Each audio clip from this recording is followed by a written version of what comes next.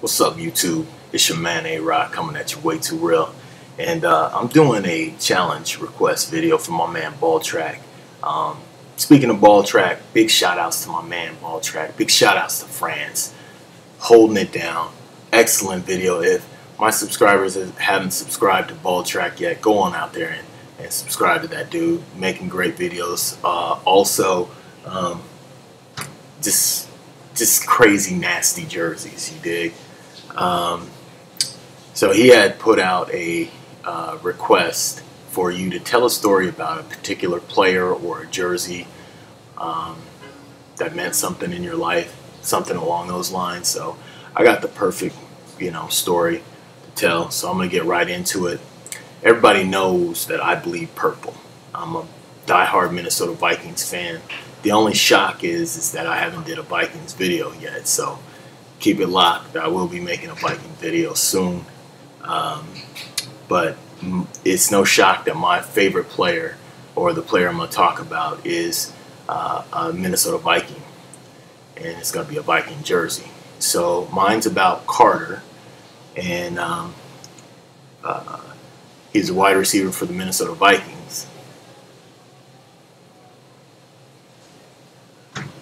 So I see what y'all's checking it out. Y'all thinking like, wow, hey, he was number 80. I'm not talking about this card.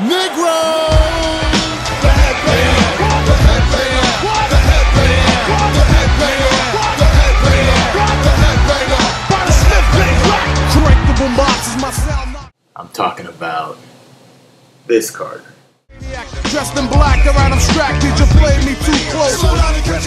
This is AC, or Anthony AC, the Darter Carter,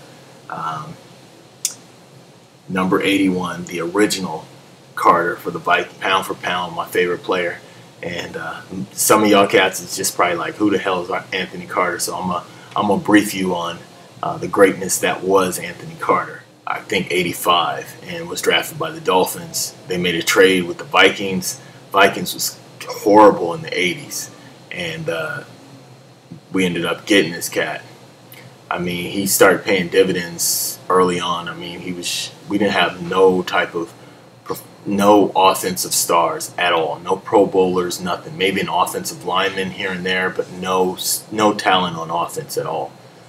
So in 1987, the NFL had a strike, and basically they put in scab or replacement players from game 4 through 6, and I think we lost all those games, and then we finished the season, the last 4 games, 1-3, and somehow we got into the playoffs at 8-7.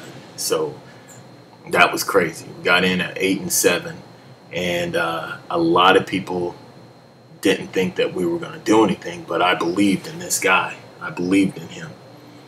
So we had to go to New Orleans. And so when we got to New Orleans,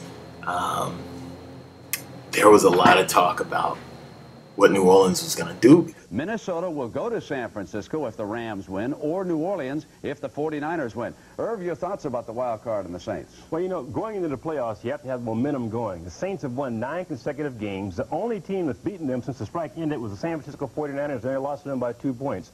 If the Saints get home field advantage, look for them to be in the Super Bowl. I still want the Colts and the Saints in the Super Bowl.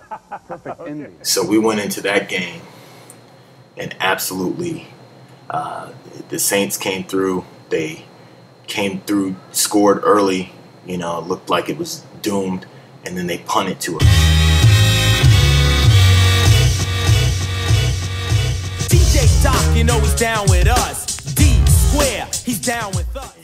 And we utterly destroyed the Saints 44-10. So we were next off to San Francisco.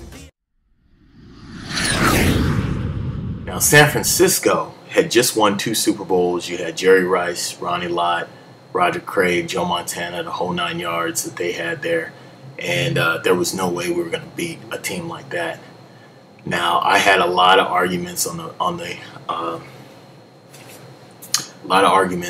the playground about who was better between Jerry Rice and Anthony Carter. And Jerry Rice had came in '85 also, and he had about 3,000 yards. Anthony Carter had 2,500. So you couldn't tell me that Jerry Rice was better than Anthony Carter. That was just a fight you were going to lose because Anthony Carter was the bomb. Great speed out wide. Jerry Rice is the most valuable player in the league for the 49ers, but Anthony Carter takes a back seat to no one.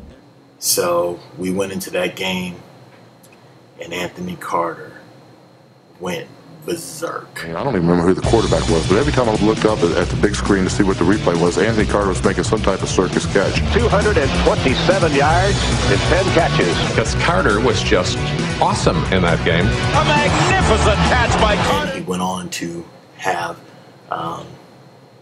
10 catches for 227 yards, an NFL record only broken in 1999 by Ayroq Molds, who had 240 yards in a game. But still, I mean, he's number 2 all time for the playoffs. So you add that with the performance he had against the Saints, and Jerry Rice only ended up with 3 catches for 28 yards. So I was completely stoked. This guy was the man. So then we were off to Washington. So we went to Washington with the upstart Washington Redskins with Doug Williams and the crew, and we fought a great game against this team, and it came down. They were up 17-10, and it came down to the last play of the game. We were on the 10-yard line or the 8-yard line with no ticks left. Game on the line. We had one play. And One play.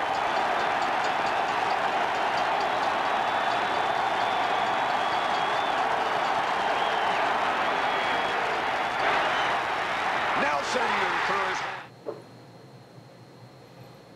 you know, I wasn't mad that Wade Wilson threw the ball to Darren Nelson. He dropped it.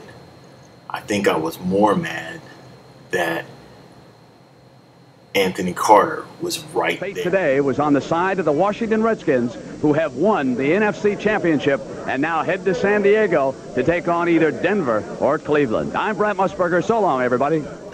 They didn't get the ball to him. He was a foot away from that ball, and we would have beat the Redskins and then gone on to beat the Denver Broncos and won the Super Bowl that year. But Anthony Carter went on to play for, later on in his career, we got this guy from Philadelphia named Chris Carter. And he ended up, we had the Carter brothers for a while. And he ended up outshining AC. And at some point, AC wanted a trade, so we traded him to the Detroit Lions. And here's a nugget: we got Chris Carter from the Philadelphia Eagles for $100. We picked him up on waivers. Check out your history. But yeah, Anthony Carter went on to play for the Detroit Lions, where he played a year and a half, and then he played us, and we broke his collarbone and ended his career. So that was pretty much it for Anthony Carter. So I'll show you the jersey real quick. It's an NFL Reebok Gridiron Classic joint. It's single stitched mesh with screen printed sleeves, and Carter on the back is single stitched also. But yeah, that's my story. You know what I mean? Check out my other videos. I'm not gonna stop. So if y'all want to stop, it's cool. But I ain't gonna stop. You know what I mean? I'm like Puffy, bad boy. Take that. It won't stop. It can't stop. Holla at you, boy. West Coast all day. Yeah.